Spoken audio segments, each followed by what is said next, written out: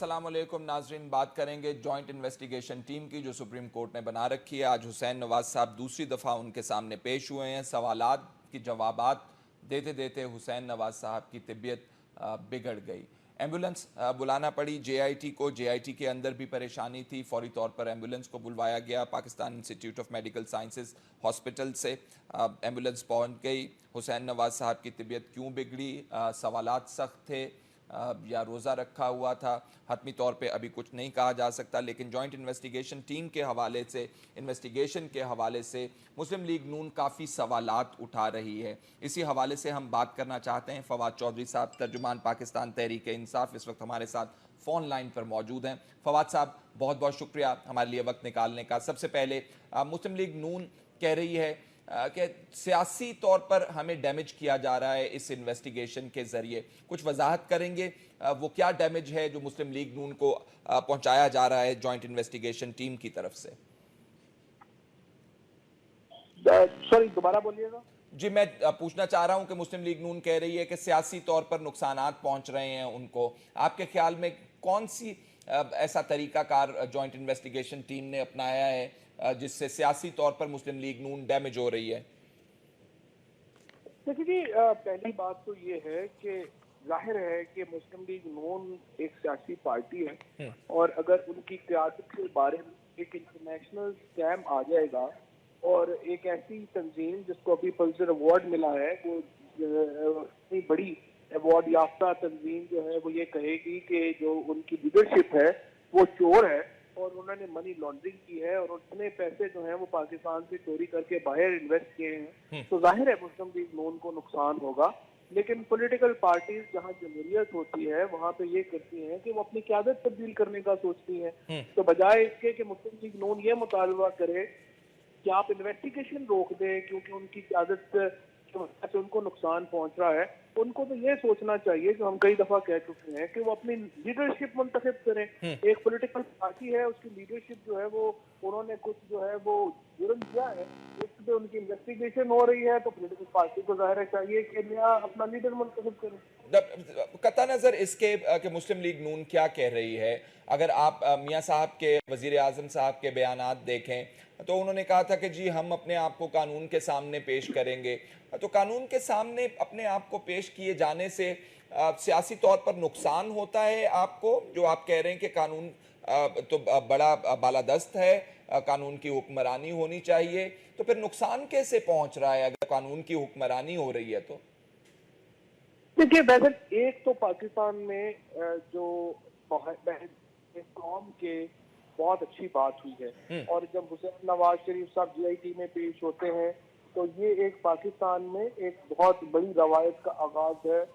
इतने ताकतवर लोग जो है वो कचहरे में हैं, उनकी इन्वेस्टिगेशन हो रही है और इतने ताकतवर लोग कानून के सामने इतने बेबस हैं, तो ये एक बड़ी जबरदस्त चीज है। इसका बहुत बड़ा क्रेडिट जाता है इमरान खान को और तहरीक इंसाफ को, जिन्होंने एक ऐसा पाकिस्तान के अंदर ये माहौल क्रिएट किया है कि इतने बड़े लोगों का एहतसाब मुमकिन हो सका है। ठीक। दूसरी तरफ इसकी जो रवायत है इसको मंतकी इंजाम तक पहुंचाना जरूरी है। ये तासुर जाना कि बड़े लोग बच के निकल जाते हैं, इस तासुर की नफी पाकिस्तान की में कानून की हकमियत और जमहूरियत के लिए बहुत अहम। ठीक है, हुसैन नवाज साहब की तबीयत बिगड़ गई सवालात का जवाब देते देते। आपके ख्याल में आने वाले दिनों के अंदर इन्वेस्टिगेशन के लिए कोई बड़ा सेटबैक भी उभर सकता है इस हवाले से? देखिए, पहली बात तो यह है कि हुसैन नवाज को अल्लाह सेहत है और उनको सारे जवाब देने की भी तौफीक अता फरमाए। लेकिन जो मुझे नहीं लगता इस वक्त आज एक अंग्रेजी अखबार में जानबूझ के एक खबर शाया करवाई गई जिसमें सुप्रीम कोर्ट को मुतनाज़ा बनाने की कोशिश की गई कि किस तरह से रजिस्ट्रार सुप्रीम कोर्ट ने व्हाट्सएप कॉल करके स्टेट बैंक के गवर्नर और उनको कहा कि आप फलाने फलाने को इसमें कमेटी में डालें। हालांकि एज तक की कोई खबर नहीं है क्योंकि सुप्रीम कोर्ट तो कह रही है कि हमने ही नॉमिनेट किया है और सुप्रीम कोर्ट ने ही नॉमिनेट करना था, कोई खबर वाली बात नहीं है। उसको स्टेट बैंक ने भी डिनाई कर दिया उसको कि ऐसी हमें कोई कॉल मौसूल नहीं हुई, लेकिन आप देखें कि उस खबर को जो एंगलिंग दी गई और फिर एक ऐसे ग्रुप में और एक ऐसे साहब की तरफ से जिन्होंने जो मशहूर है अपने खास ताल्लुक की वजह से और अपने मामलात की वजह से, उन्होंने ये मामला जो है उसको सुप्रीम कोर्ट को मुतनाज़िया बनाने की कोशिश की और ये इस तरह का एक एंगल देने की जो है वो कोशिश की गई और मामले को चलाया गया। फवाद अब साहब देखते हैं कि जी, इसको नोटिस करते हैं या नहीं।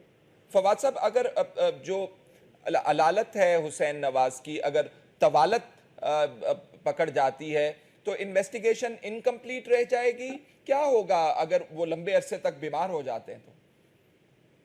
देखिए पहले तो मुझे लगता है कि कोई ऐसी इशू होगा नहीं और अब अगर उनकी तबीयत खराब भी हुई है तो वो भी ठीक हो जाएंगी, कोई ऐसा प्रॉब्लम नहीं है। लेकिन इसमें जो पाकिस्तान का मेजर प्रॉब्लम है कि पॉलिटिकल इंस्टेबिलिटी है पाकिस्तान में। वजीर आजम की अथॉरिटी नहीं रही है। आप देखते हैं बैरून मुल्क जो सफारत खाने हैं वो वजीर आजम के बारे में जिस तरह की रिपोर्ट अपने कैपिटल्स में भेज रहे हैं, उसके बाद वजीर आजम को वहाँ पे प्रोटोकॉल्स नहीं मिलते। अभी सऊदी अरब में आपने देखा उनके साथ क्या हुआ। जी, उनकी निगोशिएशंस का जो मामला है वो खत्म हो गया, क्योंकि आप जब तक पॉलिटिकल अथॉरिटी ना हो आप कोई भी आगे अपने मामला को चला नहीं सकते। तो तो आप इसकी तो वजह आप से तो आप तो मुस्लिम लीग नून वालों का नुक्ता नजर बयान कर रहे हैं, वो भी तो यही कह रहे हैं कि हमें सियासी तौर पर नुकसान हो रहा है। तो मैं तो एग्जैक्टली यही कह रहा हूँ कि वजीर आजम साहब की साख जो है उससे मुस्लिम लीग को नहीं पूरी पाकिस्तान को नुकसान पहुंच रहा है और मुस्लिम लीग जो है उसको सोचना चाहिए अपने लीडर की तब्दीली के लिए, अगर वो हुकूमत करना चाहते हैं। या फिर तरीका ये होता है जमहूरियत में कि इस तरह का बड़े क्राइसिस से निपटने का कि आप इलेक्शन में चले जाते ठीक हैं और है, आवाम से अपना फ्रेश मैंडेट लेते हैं। लेकिन अगर आपको उसके बाद भी फ्रेश मैंडेट मिल जाए तो आप दोबारा ताकतवर हो जाएंगे सियासी तौर पर। लेकिन ये इन्वेस्टिगेशन तो नहीं रुकने वाली। ये तो हद इन्वेस्टिगेशन जी, तो बिल्कुल नहीं रुकने वाली। इन्वेस्टिगेशन तो जो है वो अपने मुंतक इंजाम तक पहुंचेगी। और लग यूं रहा है कि अब जो उनका कतरी जिसके ऊपर भरोसा था वो भी शायद रिलक्टेंट है यहाँ पर आने में। तो जिन पे तकिया था वही पत्ते हवा देने लगे। तो आप देखते हैं आगे क्या। आपको आपको कोई खबर है इस हवाले से? आप कह रहे हैं कि वो रिलक्टेंट है?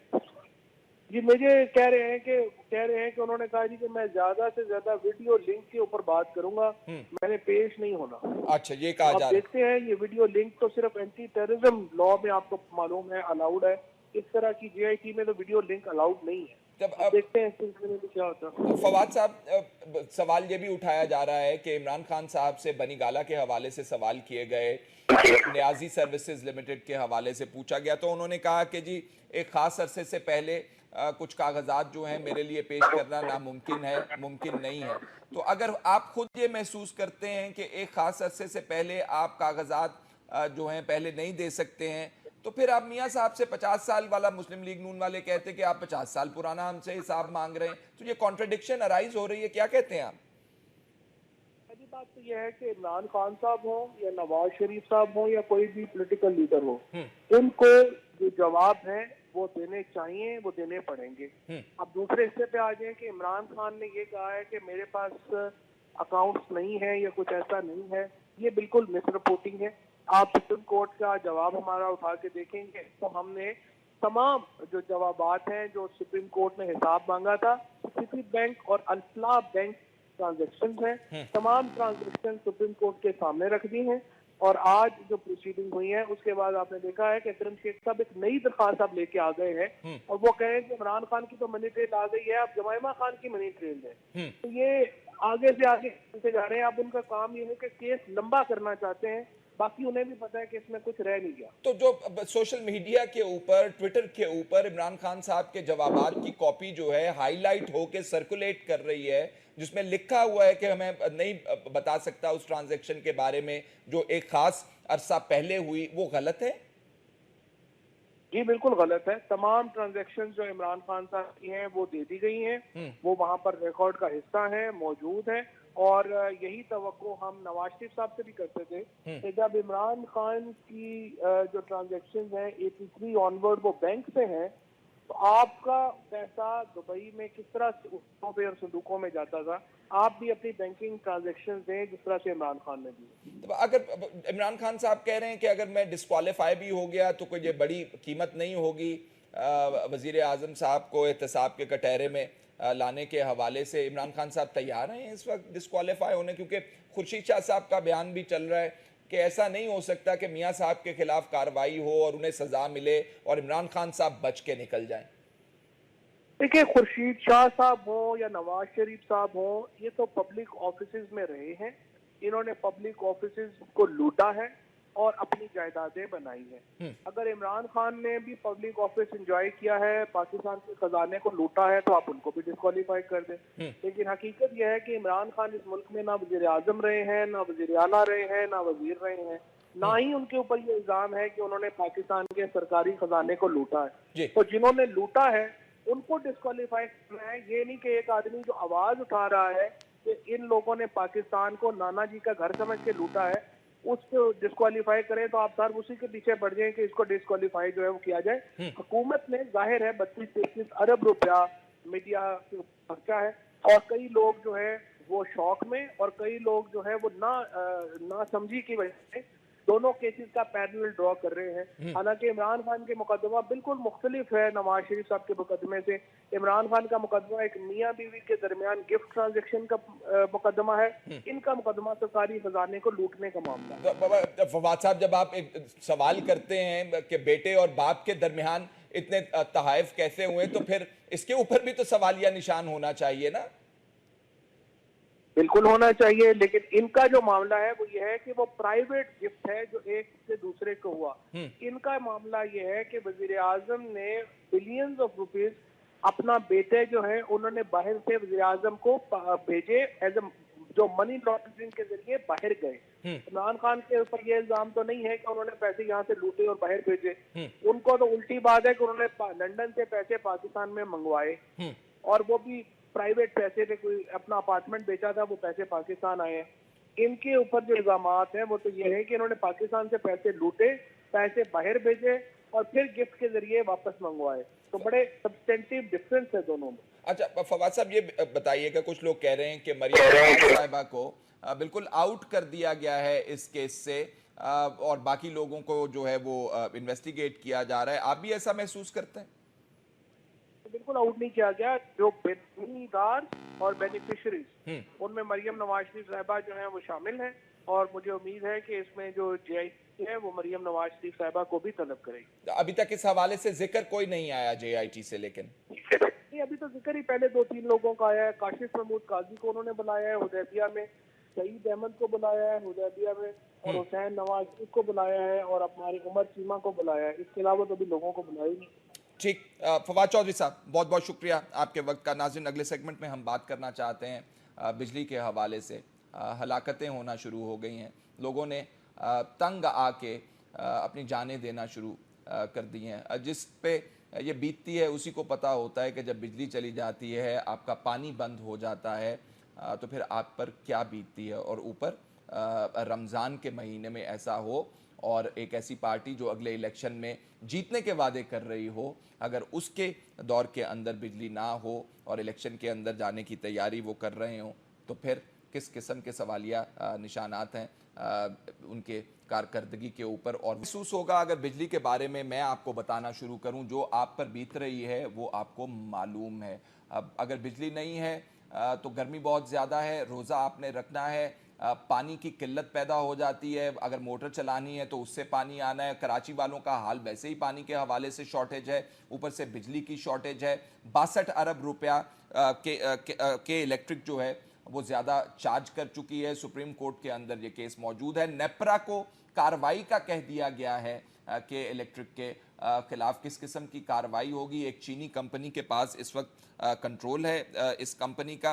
क्या मामलात बनेंगे? लोग अपनी जान देने पर आ गए हैं, लोगों का हक है कि बिजली उनको मिले, वो पैसे देते हैं इसकी, और इसके अगर आप बिजली नहीं मुहैया कर पा रहे हैं तो ये सरासर ज़्यादती और नाअहली और करप्शन के ज़ुमरे में आएगा। और आप जो इलेक्शन के अंदर वादे करके आए थे वो सारे धरे के धरे रह गए हैं, और इलेक्शन में आपकी कारकर्दगी क्या होगी आने वाला इलेक्शन बता देगा। इस हवाले से बात करना चाहते हैं हाफिज नईमुर रहमान साहब, अमीर जमात इस्लामी कराची, जो कि बहुत फोर फ्रंट के ऊपर रहे हैं, एहतजाज करते रहे हैं, अदालतों के अंदर जाते रहे, इस वक्त हमारे साथ मौजूद हैं, अरेस्ट भी हुए हैं इसमें। और डॉक्टर आबिद सुलहरी साहब, एग्जीक्यूटिव डायरेक्टर हैं SDPI के, जिन्होंने के इलेक्ट्रिक के हवाले से स्टडी भी की है, और आज जो प्रॉब्लम्स कराची के अंदर बिजली के हवाले से आ रही हैं, उसकी निशानदेही भी कर चुके हैं, उनसे भी बात करेंगे। मैं हाफिज नईमुर रहमान साहब आपसे शुरू करना चाहता हूं, हमें ज़रा बता दीजिए अदालत ने क्या कह दिया है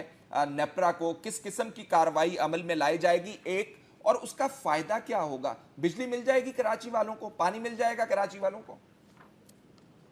असल में देखें, केस तो ये था कि भाई ये जो लोड शेडिंग होती है जी, इन्होंने इसमें तखसीस कर ली थी कि भाई हमारे यहाँ जो लोड शेडिंग है, जिन इलाकों में चोरी की जाती है तो वहां पर हम लोड शेडिंग करेंगे, कहीं पर 7.5 घंटे, कहीं पर 6 घंटे, कहीं पर 4 घंटे, और जिन इलाकों से हमें बिल ज्यादा मिलते हैं उन इलाकों में लोड शेडिंग नहीं करेंगे। अव्वल तो ये है कि इस वक्त जो शहर की सूरत हाल है इसमें तो कोई इलाके की तखसीस ही नहीं है, तमाम जगह पे लोड शेडिंग हो रही है और बिल्कुल टोटल फ्लॉप है और पूरा यानी डिजास्टर है इस वक्त जो सूरत हाल नजर आ रही है। लेकिन वहां पर यह प्ली किया गया कि भाई देखें, आइन के मुताबिक आप किसी एक इलाके को इस तरह से कर ही नहीं सकते। मसलन उस इलाके में अगर 20% लोग भी बिल दे रहे हैं तो उन 20% क्या कसूर है कि उनके ऊपर लोड शेडिंग की जाए और 80% की वजह से 20% पीछे जाए, तो ये तो आइन के खिलाफ है। एक बात तो ये थी, और दूसरी बात ये है इसमें जो हकीकत पर मबनी है वो ये है कि कराची में कोई शॉर्टफॉल है ही नहीं, एग्जिस्ट ही नहीं करता, इसलिए कि शॉर्टफॉल तो है पूरे मुल्क में, कराची में तो एक्सेस बिजली है, इसलिए कि तकरीबन 2950 मेगावाट की इनकी सलाहियत मौजूद है। 20,193 इनकी अपनी है, 363 आईपीपीज की है, 650 मेगावाट विफाक से मिल रहा है, तो ये तकरीबन 3000 बन जाता है। 3000 मेगावाट मौजूद है और 2200 से 2500 तक की हमारी डिमांड है, इससे ज्यादा डिमांड नहीं है। तब ये झूठ बोलते हैं कि हमारे पास 400-500 का जो है वो इस वक्त जो है वो शॉर्टफॉल है, ये बिल्कुल गलत बयानी है। किसी भी आदत और शुमार के साथ जो है वो आप देखेंगे तो आपको पता चलेगा कि गलत बयानी से काम हाफिज साहब क्या वजह क्या है, क्यों गलत बयानी कर रहे हैं लोग? जो है मारने मरने के ऊपर तुले हुए हैं कराची के अंदर, आज भी आप देख लें क्या हालात हैं एहतजाज के, क्यों गलत बयानी है? उसकी दो वजूहत है ना। एक वजह तो ये है कि ये ऑयल पर प्लांट चला के अपना खर्चा नहीं बढ़ाना चाहते और गैस वाले प्लांट चलाते हैं जो 20% भी नहीं बनता, और ये विफाक से बिजली लेते हैं जो उनको 1.5-2 रुपए की पड़ती होगी, या आईपीपी से लेते हैं जो उन्हें 7-8 रुपए की पड़ती होगी। गैस वाली भी इनको सस्ती पड़ती है, ऑयल से इनको महंगी पड़ती है, तो इसके नतीजे में ये ऑयल वाले प्लांट बंद रखते हैं। इस वक्त भी आप चलें तो आपको पता चलेगा पोर्ट कासिम के इनके प्लांट नंबर 3 और 4 बंद पड़े हुए हैं जो 420 मेगावाट के प्लांट हैं। जब शहर मर रहा है, जल रहे हैं लोग, अंधेरे में डूबे हुए हैं, तो इन्होंने अपने प्लांट बंद किए अपने पैसे बचाने के लिए। हाफिज साहब, हाउ डू यू नो कि पोर्ट कासिम के जो वहां पे प्लांट हैं वो बंद पड़े हुए हैं? इसी शहर में रहता हूं मैं, चलता फिरता हूं, घूमता फिरता हूं, इंडस्ट्रीज के विजिट करता हूं, मैं भी जॉब करने वाला आदमी हूं, इंजीनियर हूं, और हमारा सब जगह राब्ता भी है। ग्रास रूट लेवल पे जमात इस्लामी इस शहर में एग्जिस्ट करती है, इस शहर से हमारी बड़ी वाबस्तगी है, तो हमें धोखा नहीं दिया जा सकता। कोरंगी का प्लांट बंद क्यों किया हुआ है इन्होंने? ये कोल के ऊपर ट्रांसफर करने के नाम पर इन्होंने फ्रॉड क्यों किया हुआ है? इसी तरह दूसरा मसला यह है कि इन्होंने 12 साल में इन्होंने कहा हमने इतनी इन्वेस्टमेंट कर दी, उतनी इन्वेस्टमेंट कर दी, इतने अरब रुपए लगा दिए, इन्होंने सारे अरब रुपए जितने थे वो लूटने पे लगाए हैं, हमसे हमारी जेबों पे डाका मारा है। अगर ये इन्होंने ट्रांसमिशन ठीक की भी होती तो आज ये सूरत हाल नहीं होती।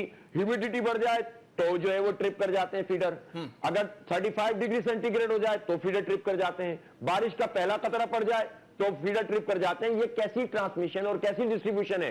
ये वाहिद कंपनी है पाकिस्तान में जिसको जनरेशन, ट्रांसमिशन और डिस्ट्रीब्यूशन तीनों दिए गए थे, इसीलिए कहा जाता है कि एक टोटल प्राइवेट कंपनी है। लेकिन ये तो रियासत के अंदर रियासत बन गई और रियासत को इससे कोई गरज ही नहीं है, वफाकी हुकूमत तमाशा देख रही है और वो इसको इसलिए कि सबके हिसाब किताब बने हुए हैं, सबने इस लूट मार में शिरकत की हुई है। यहां पर सबसे बड़ी स्टेक होल्डर एमक्यूएम थी, एमक्यूएम को इन्होंने खरीदा और 16 अरब रुपए में जब ये एमक्यूएम और मुशर्रफ ने बेचा, ठीक है जी, तो उस वक्त उन्होंने आ भी नहीं की। यहां पर हड़तालें होती थी, ये शहर बंद हो जाता था कि इलेक्ट्रिक पे कोई एहतजाज नहीं किया एमक्यूएम ने।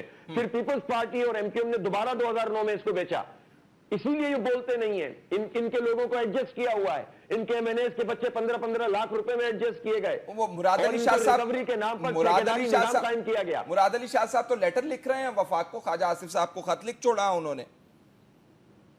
9 साल हुकूमत करने के बाद अगर वो सिर्फ लेटर लिख सकते हैं तो मुझे समझ में आ गया कि पीपल्स पार्टी की हुकूमत और गवर्नेंस क्या है।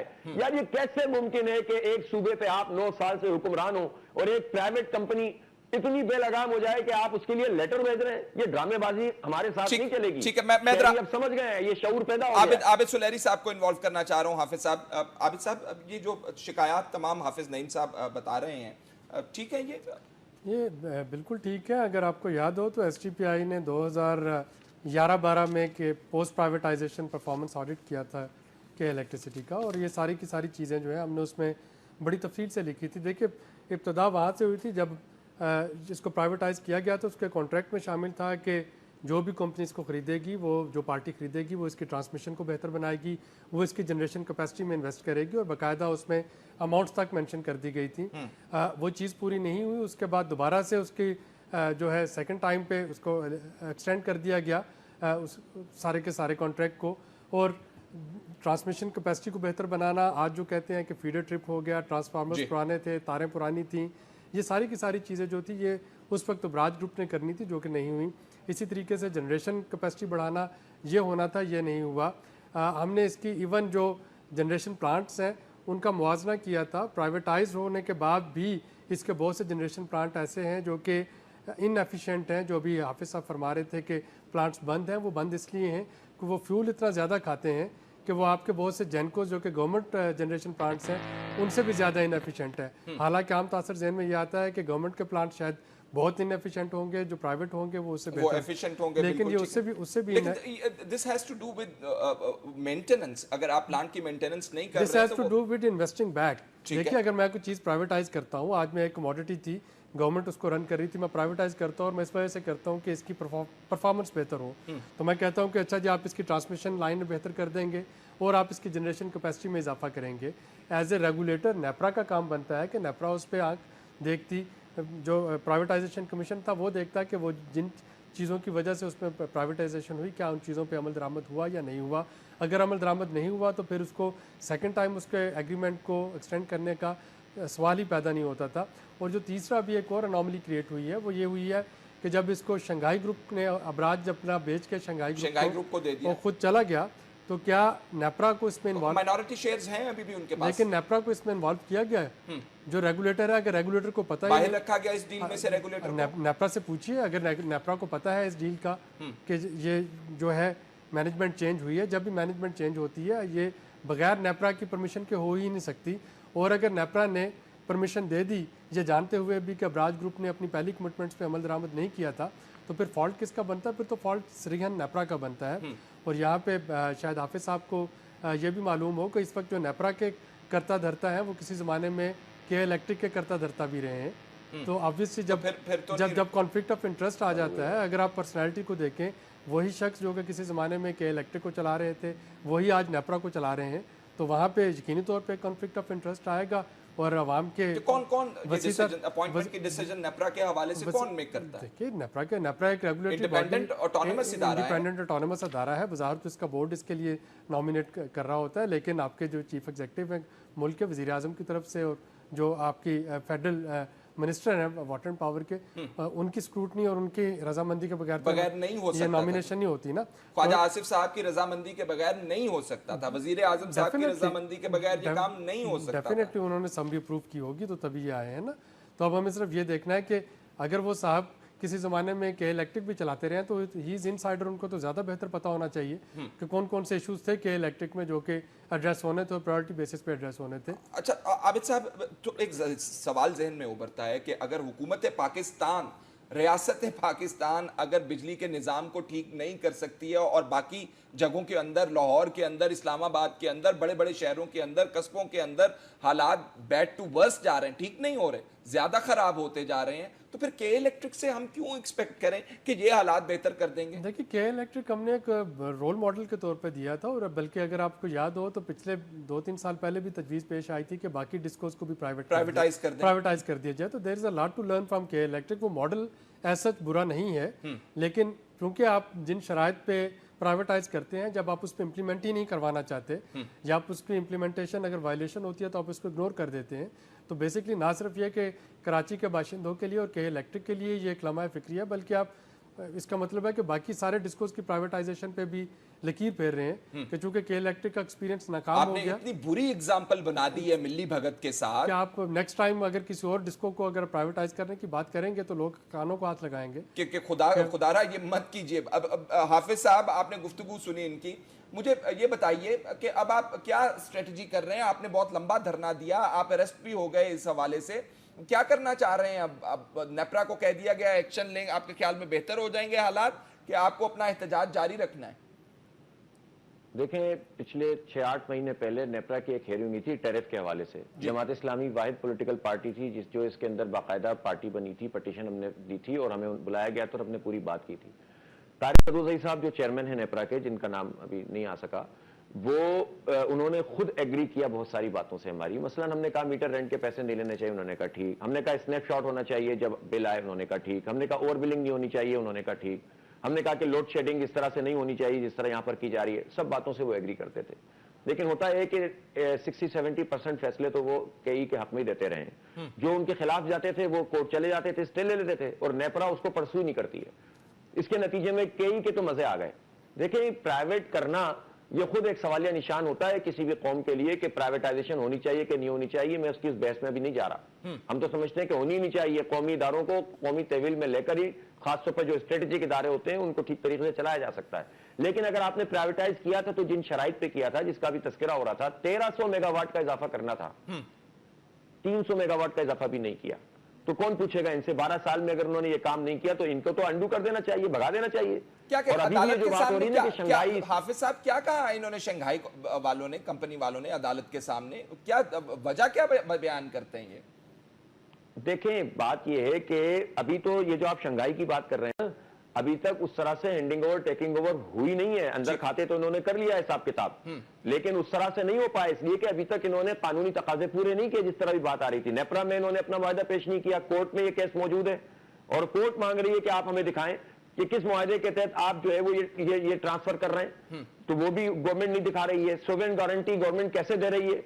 ये सवालात सारे अभी मौजूद हैं। अगर कोई मुआहदा शंघाई पावर के साथ इनका हो भी गया है तो कानूनी तौर पर इसको अंडू किया जा सकता है और इसके लिए हमें जो करना पड़ा हम करेंगे। मसला शंघाई पावर का नहीं है। मसला ये कि 200 अरब रुपए लूट कर एक मैनेजमेंट फरार हो रही है और उसको फरार होने का मौका दिया जा रहा है। तो कल को तो ऐसी एग्जाम्पल आपने बनाई कि जो आएगा लूटेगा और चला जाएगा। हाफिज साहब तो कहते हैं इनको गिरफ्तार भी किया जाए। ठीक है, ट्रांसफर की जब बात है, आप कहते हैं सॉवरेन गारंटीज इन्वॉल्व हैं, तो वो हुकूमत पाकिस्तान की मर्जी के बगैर कैसे ट्रांसफर हो सकता है? ये एग्जैक्टली इसी तरह है कि उनकी मर्जी के बगैर नहीं हो सकता। ये सब मिली भगत होती है, ये किकबैक्स के चक्कर हैं। आपको याद होगा यूनुस जागा ने सिर्फ ये बात कही थी, जो सेक्रेटरी पानी और बिजली थे, कि 62 अरब रुपए फ्यूल एडजस्टमेंट चार्जेस की मद में कराची के लोगों से लिए गए। अगले दिन उनकी छुट्टी कर दी गई थी।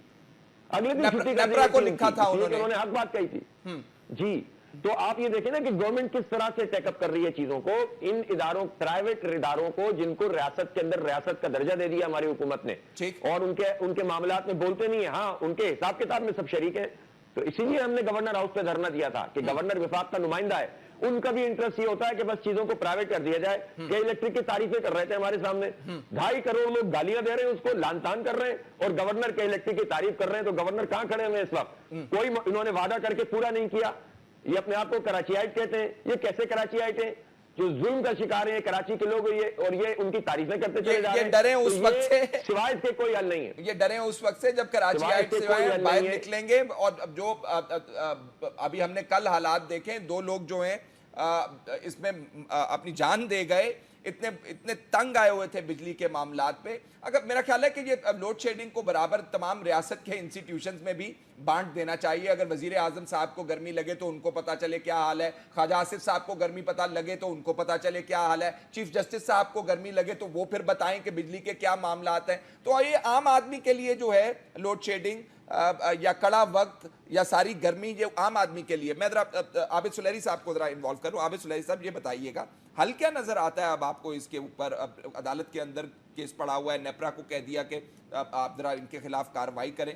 अब वो तो नहीं करने लगे इन्वेस्टमेंट। अभी तो मामला वो जैसे हाफिज साहब कह रहे हैं हैंडिंग ओवर और टेकिंग ओवर वाले ही नहीं मुकम्मल हुए। देखिए, सबसे पहले तो अबराज ग्रुप को क्लीन चिट नहीं मिलनी चाहिए और उनको यहाँ से जाने का मौका नहीं मिलना चाहिए। अगर उन्होंने अपनी कमिटमेंट्स को पूरा नहीं किया, प्राइवेटाइजेशन डीड में जो जो चीज़ें उन्होंने कमिट की थी, अगर नहीं किया तो उन पर पेनल्टी इंपोज होनी चाहिए। ये तो नहीं हो सकता कि एक ग्रुप 10-12 साल तक एक तो और अगर किकबैक्स खाई हुई हैं इसमें से, वो जो भी खाई हैं वो फिर बताएंगे कि जी हमने यहाँ पे इन्वेस्ट नहीं किया, हमने इधर इन्वेस्ट कर दिया था। उन्होंने तो इन्वेस्टमेंट की है ना। अगर उन्होंने इंफ्रास्ट्रक्चर पर नहीं की तो उन्होंने कुछ लोगों पे इन्वेस्टमेंट की होगी, वो उन लोगों के नाम ले देंगे।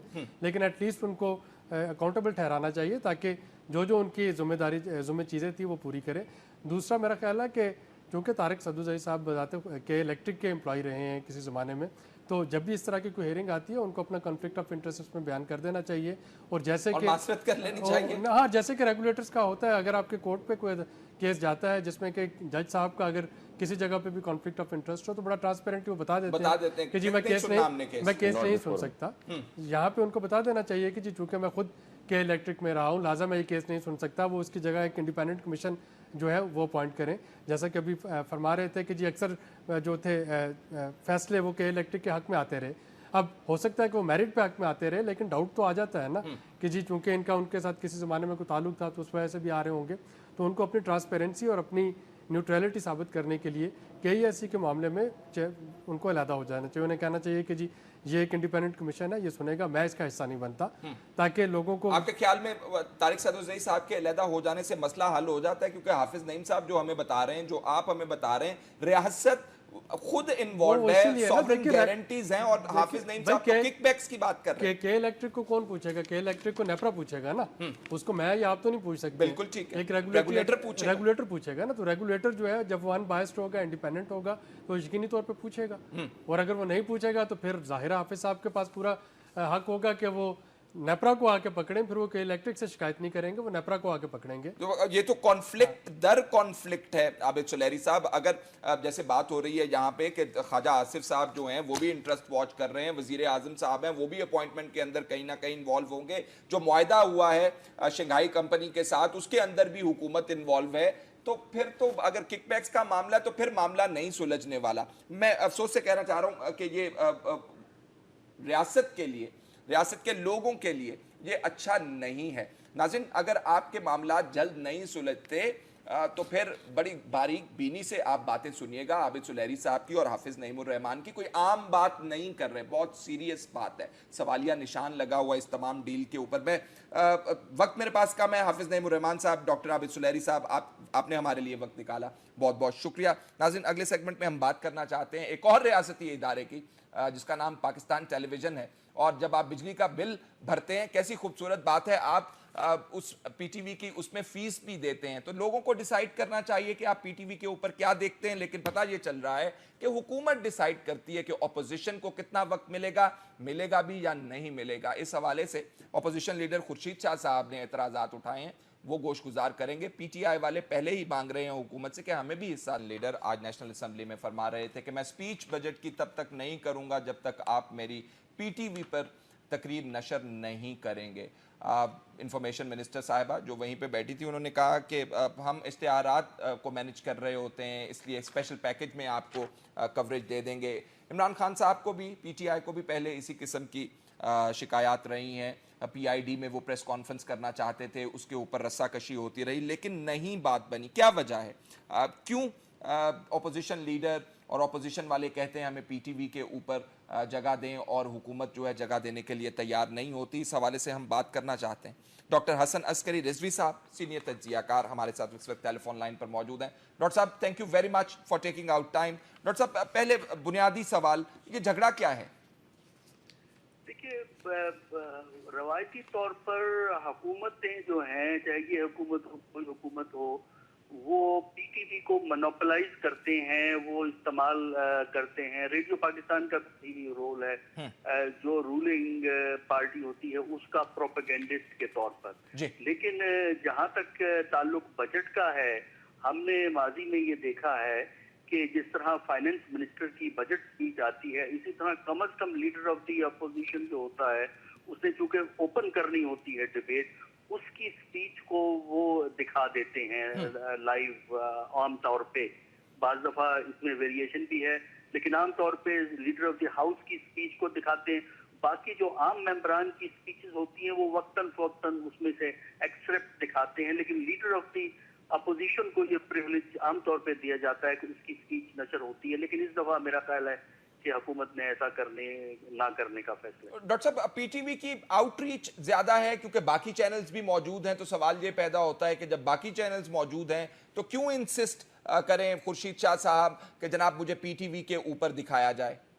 देखिए, इसकी वजह ये है जी, एक तो आपने बता ही दिया कि PTV जो है वो टेरिस्ट्रियल है, जो कि बाकी चैनल जो हैं वो सैटेलाइट चैनल्स हैं जिसके लिए आप डिपेंड करते हैं कोई केबल ऑपरेटर पे। बिल्कुल। अच्छा, दूसरा उसकी वजह ये है कि जो नेशनल असेंबली की प्रोसीडिंग जो दूसरी चैनल्स दिखाती हैं वो पीटीवी से लेकर दिखाती हैं। बराह रास्त जो भी प्रोग्राम हाउस के अंदर से होता है, प्राइवेट चैनल जो हैं वो खुद बराह रास्त नशर नहीं कर रही होती। तो लिहाजा अगर पीटीवी पे वो नहीं आएगा तो इसका मतलब ये है कि वो लाइव किसी चैनल पे नहीं आ सकेगा। इसलिए मेरा ख्याल है वो पीटीवी के लिए इंसिस्ट कर रहे थे। जी, अब रियासती इदारा अगर दाना जाता है डॉक्टर साहब, और बिजली का बिल हम देते हैं तो उसमें पीटीवी की फीस जो है वो शामिल होती है, तो कोई तरीकाकार वजह होना चाहिए कि कौन किसको कवरेज किस हिसाब से मिलनी चाहिए, लोगों की उसके अंदर इनपुट होनी चाहिए कि ये हुकूमत खुद से डिसाइड करेगी रियासती इदारा होने के बावजूद कि हम जो इसके ऊपर दिखाएंगे वही दिखेगा? देखिए, बात आपकी सही है कि आपके इलेक्ट्रिसिटी के बिल में हर महीने 35 रुपए चार्ज होते हैं पीटीवी फीस के, और पीटीवी को एक नेशनल फोरम के तौर पे दिखाना चाहिए। ठीक है, गवर्नमेंट थोड़ा सा अपना एडवांटेज उसमें से ले ले, लेकिन बजट का तो बड़ा अहम मौका होता है। और बजट में तो मैं समझता हूँ कि ना सिर्फ लीडर ऑफ द अपोजिशन बल्कि डिबेट जो चल रही होती है वो दिखा देनी चाहिए, ताकि हमें आम आदमी को ये अंदाजा हो जाए कि वो जो डिबेट में क्या हमारे मेंबरान गुफ्तगू कर रहे हैं। ये हम बात नहीं कर रहे कि सारे साल प्रोसीडिंग दिखाई जाए, सिर्फ साल में एक ओकेजन होता है, बल्कि बहुत सी ममालिक के अंदर तो एक स्पेशल चैनल होती है जो कि पार्लियामेंट्री डिबेट को काफी डिटेल में लाइव दिखा रही होती है, लेकिन हमारे यहाँ ऐसा नहीं है। अलबत्ता बजट की स्पीच को मेरा ख्याल ये है कि दिखाना चाहिए, क्योंकि या तो हुकूमत जो है पैसे ना ले आम आदमी से, हर शख्स से जिसका बिजली का बिल है उससे पैसे चार्ज करते हैं। अगर हर आदमी से आप पैसे लेते हैं तो इसको एक नेशनल चैनल बनाना चाहिए, सिर्फ सरकारी चैनल नहीं होना चाहिए। डॉक्टर साहब, अब बीबीसी का एक मॉडल हमारे साथ मौजूद है, बड़ा ज़बरदस्त मॉडल है, वहाँ भी अवाम मेरा ख्याल है चिप इन करते हैं उसको चलाने के लिए। उसकी पॉलिसी के ऊपर हुकूमत का इतना असर रसूख नज़र नहीं आता, तो क्या जो पीटीवी का मॉडल है उसको बदलने की ज़रूरत है? उसकी अपॉइंटमेंट्स के अंदर हुकूमत का अमल दखल कम करने की ज़रूरत है? कैसे किया जा सकता है? देखिए, बिल्कुल मैं समझता हूँ कि अगर पीटीवी में जान डालनी है तो उसको एक मोर और लेस इंडिपेंडेंट करना पड़ेगा। आपने बीबीसी की बहुत अच्छी मिसाल दी। बीबीसी को एक बड़ी फंडिंग ब्रिटिश गवर्नमेंट प्रोवाइड करती है, लेकिन उसके कंटेंट को ब्रिटिश गवर्नमेंट कंट्रोल नहीं करती, बल्कि बोर्ड, अब उनका एक अपना बोर्ड है जो कि कवर उसको सारा मैनेज करता है, और क्या चीज दिखानी है और क्या चीज नहीं दिखानी ये बोर्ड या जो प्रोफेशनल जो काम कर रहे होते हैं वो दिखा रहे होते हैं। सिर्फ ये है कि ओवरऑल सिंपैथेटिक डिस्पोजिशन होता है बीबीसी पे उनकी गवर्नमेंट का और उनकी खासकर उनकी फॉरेन पॉलिसी का। अदरवाइज वो अपोजिशन के जो है लीडरान को भी उसी तरह दिखाते हैं। हाउस ऑफ कॉमन से बाज़ दफा तकारीर दिखाई जाती हैं, खासकर जो वो बीबीसी की चैनल जो बरतानिया के अंदर सिर्फ अंदर दिखाई जाती हैं। तो मेरा ख्याल है कि बीबीसी से हमें सबक लेना चाहिए, और पीटीवी को सिर्फ सरकारी चैनल नहीं बनाना चाहिए कि वहाँ के प्रोड्यूसर होते हैं वो डर रहे होते हैं कि कहीं आप कोई ऐसी बात ना कह दें कि उसके बाद आप उन जो बेचारे प्रोड्यूसर और डिप्टी प्रोड्यूसर की इस्लामाबाद से अगर जो है वो तलबी हो जाएगी कि आपने ये इस किस्म के बंदों को क्यों बुलाया गया। तो बदकिस्मती से पीटीवी जो है वो सिर्फ हुकूमत का प्रोपेगेंडा करता है, और अपोजिशन के कुछ लोगों को बुला लिया जाता है एक जस्टिफिकेशन क्रिएट करने के लिए। अब खुर्शीद शाह साहब बतौर ऑपोजिशन लीडर शिकायत तो कर रहे हैं, इनका दौर भी था, इनके पास भी पीटीवी की कमान थी, तो आपके ख्याल में पार्लियामान को इज्तमाही तौर पर यह फैसला करना चाहिए कि पीटीवी के लिए ये पॉलिसी होगी, उसके लिए कोई लेजिस्लेशन करनी चाहिए उसकी इंडिपेंडेंस को इंश्योर करने के लिए? क्या समझते हैं डॉक्टर साहब आप? देखिए, उसके लिए इंडिपेंडेंट बोर्ड बनाना पड़ेगा। देखिए, ये बीमारी जो पीटीवी की है ना, ये हर हुकूमत करती है। मतलब जब पीपीपी की हुकूमत थी तब पीपीपी वाले डोमिनेट जो है वो कर रहे थे, दूसरों की बातें कम आती थी। मेरा ख्याल है इसके लिए एक इंडिपेंडेंट बोर्ड होना चाहिए, और उसमें अपोजिशन पार्टीज, अपोजिशन लीडर्स को भी मौका मिलना चाहिए। और खासकर जो आपकी अगर आप चाहते हैं कि मुल्क में पार्लियामेंट में दिलचस्पी हो, तो आप पार्लियामेंट के एक्टिविटीज को ज्यादा से ज्यादा कवर करें, और उसको कवर करने में गवर्नमेंट के अलावा अपोजिशन और अपोजिशन में मुख्तलिफ पार्टियों जो हैं उनके लीडरान की तकरीरें वक्तन फवक्तन दिखाते रहना चाहिए। और उसके अलावा लोगों को ये भी पता लग जाएगा कि कौन दिलचस्पी लेता है पार्लियामेंट के अमूर में और कौन दिलचस्पी नहीं लेता। डॉक्टर साहब, पीटीआई को भी शिकायत रही है, पीआईडी एक ऐसा इदारा है जहां से हुकूमती वज़रा जो हैं बैठ के तो प्रेस कॉन्फ्रेंसेस करते हैं उसके प्लेटफॉर्म से, लेकिन पीटीआई को मौका नहीं मिला। कई बार उन्होंने इस हवाले से कोशिश भी की। क्या कहते हैं, मुसावी अपॉर्चुनिटीज़ फराहम की जानी चाहिए रियासती प्लेटफॉर्म से, या ये इजारादारी जो है कायम रहनी चाहिए? देखिए, जहाँ तक पीआईडी के ये जो प्रेस कॉन्फ्रेंसेस का किस्सा है, उसमें अगर तो फर्ज कीजिए कोई मिनिस्टर कोई सरकारी चीज बयान कर रहा है, फिर तो वो इस्तेमाल हो सकता है जी। लेकिन उसके अलावा जो रूलिंग पार्टी के मेंबरान जो वहाँ बैठ के तकरीरें करते हैं, उसकी इजाजत नहीं हो सकती, क्योंकि वो पीआईडी ऑफिशियल है। ऑफिशियल में ठीक है, प्राइम मिनिस्टर अगर बोलना चाहे, कोई मिनिस्टर वहां से बोलना चाहे, उसको वो प्रिविलेज मिल सकता है। लेकिन हमने देखा है कि इसके पीएमएलएन के बहुत से मेंबरान जो कि सिर्फ पार्लियामानी मेंबर हैं, वो तकरीरें करते हैं और अपोजिशन के खिलाफ बोलते हैं, यानी सरकारी पॉलिसी एक्सप्लेन नहीं कर रहे होते, अपोजिशन पे तनकीद कर रहे होते। ये मेरे नजदीक मिस यूज है स्टेट रिसोर्सेज का पार्टी, रूलिंग पार्टी के फायदे के लिए। डॉक्टर साहब, अब ये ऐसा घोड़ा है जिसके ऊपर हुकूमत वक्त सवार होना चाहती है, लेकिन दूसरी पार्टीज कहती हैं कि जी हमें भी सवारी का मौका दें। तो लम्हा फिक्रिया हमें इस हवाले से नज़र आता है कि जब वो खुद हुकूमत में होते हैं तो खुद भी सवारी कर रहे होते हैं इसके ऊपर। डॉक्टर साहब, आपके वक्त का बहुत बहुत शुक्रिया, आपने हमें ज्वाइन किया। नाज़रीन, डॉक्टर साहब कह ये रहे थे कि पीटीवी जैसा प्लेटफॉर्म अगर हुकूमत के हाथ में होता है तो वो चाहती कि इसका कंट्रोल हमारे पास ही रहे। आम चैनलों से निस्बतन पीटीवी की आउटरीच शहरों में, गांव में, हर जगह मौजूद होती है, तो इसको अपना माउथ ऑर्गन बनाए रखते हैं। और इसके साथ साथ कैंपेनिंग का भी मसला है, एडवर्टीजमेंट की कैंपेन्स जो हैं हुकूमत इसी के फंड से, हमने तो सुना है, चलाती है। दूसरे चैनल्स को भी इसी के फंड्स में से पैसे दिए जाते हैं। आने वाले दिनों के अंदर इस हवाले से भी हम एक सेगमेंट करेंगे कि पीटीवी के फंड में कितना इजाफा किया गया है, अकाउंट्स किसको दिए गए हैं और इससे कहाँ कहाँ खर्च हो रहे हैं, और क्या वो लोगों की मंशा के मुताबिक हो रहे हैं या हुकूमत वक्त की मंशा के मुताबिक हो रहे हैं। प्रोग्राम का वक्त ख़त्म हुआ जाता है। फैसल शकील को इजाज़त दीजिए। अल्लाह हाफ़िज़।